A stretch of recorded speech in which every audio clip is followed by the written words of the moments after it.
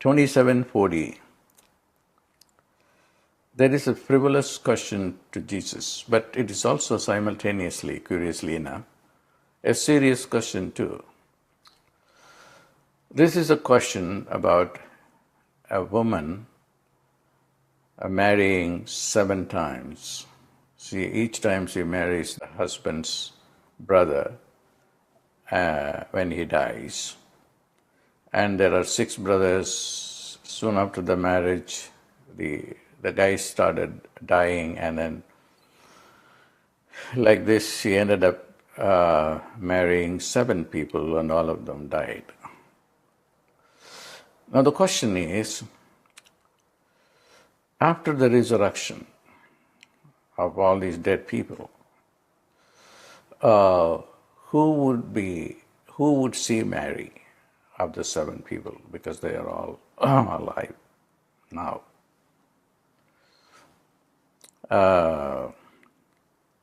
And Jesus' answer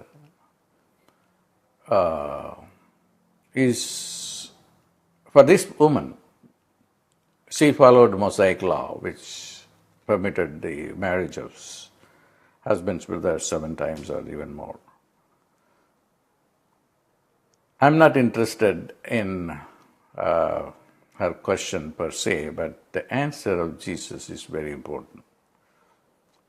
He says, for this age, people marry. For this age is very important. And for the future age, they don't marry, and then they don't die. And I want you to look at Luke 20, 34, 35, 36. In that age, they are not going to die, because they are like the angels. They are the angels, in other words. So their death doesn't take place. And also, there is no marriage at all. They are like gods and goddesses. This is clearly the vision of Jesus. But when it is going to take place, he contrasts this age with that age. That age is going to happen in the future. Now, when is that going to happen is the question. Okay, some people are waiting for the second coming, and then the dead will also rise from the dead, and then they will come alive. And that was, so at least the one interpretation. And for me, for someone to wait for that age and Jesus to come back and do this thing seems to be a matter of faith, and then it has a lot of problems. Because if he comes, what is he going to do? Is he still going to,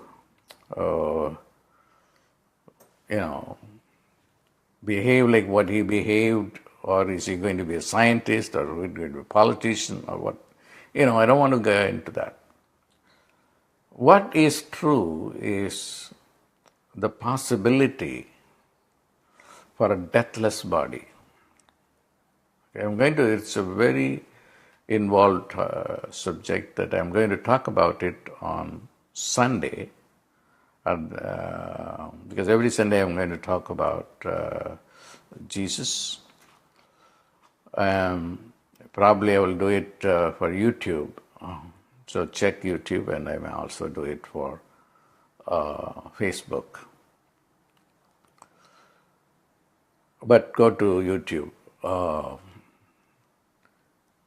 Now, the light body that Jesus talks about is a resurrected body. But one way, the Indian way of looking at it, where I come from, the Siddha way of looking for it, is that the light body is already inside. It's only you are focusing on your physical body. And that's the problem. So you are watching only channel 13, where there are so many channels.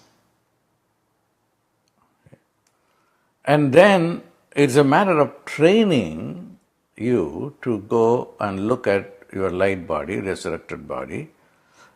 I don't want to call it a resurrected body because there's no death involved. There is a transformation that takes place. I've taught a couple of courses on the light body, year-long courses. And this is what I'm going to be doing also for the Guru Purnima event. Because the light body which is within us has been ignored. And if you focus attention on that body, call it a light body or astral body or causal body, there are so many ways of describing the inner body.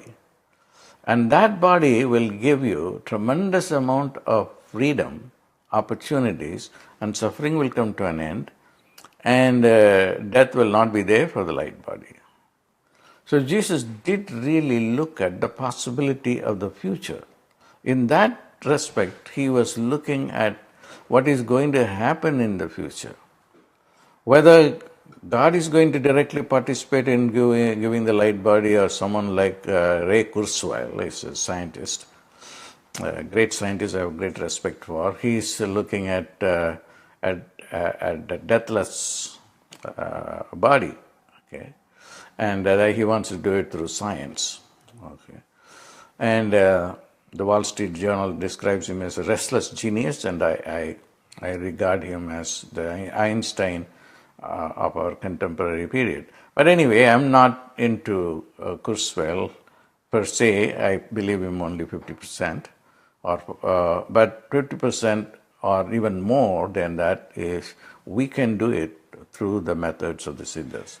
So we want, I will talk about it on Sunday, and also there will be a whole day session on this during the upcoming Guru Purnima retreat in San Diego.